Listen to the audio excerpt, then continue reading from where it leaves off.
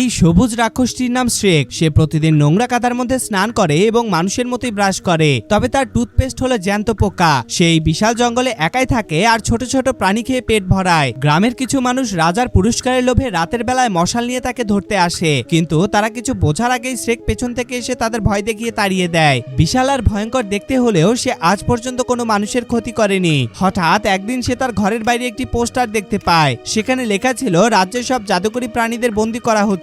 পরের দিন দেখা যায় মানুষজন টাকার লোভে অদ্ভুত সব জাদুকরী প্রাণীদেরকে ধরে রাজার সৈন্যদের হাতে তুলে দিচ্ছে। তখনই এক বৃদ্ধা একটি গাধা নিয়ে আসে। সে সৈন্যদের বলে এই গাধাটি মানুষের মতো কথা বলতে পারে, কিন্তু গাধাটি বন্দী হতে চায়নি, তাই সে চালাকি করে একদম চুপ থাকে। সৈন্যরা ভাবে বৃদ্ধটি টাকার লোভে একটা সাধারণ গাধা নিয়ে এসেছে। ঠিক তখনই কোথা থেকে আসা জাদুর প্রভাবে গাধাটি হঠাৎ শূন্যে ভাসতে শুরু করে, আর উঠতে উঠতেই সে কথা বলে সৈন্যদের চিরাতে থাকে। কিন্তু একটু পরেই জাদুর প্রভাব শেষ হয়ে যায় আর গাধাটি মাটিতে পড়ে যায়। সৈন্যরা তাকে ধরতে গেলে সে তাদের বোকা বানিয়ে সোজা গভীর জঙ্গলের দিকে দৌড় লাগায়।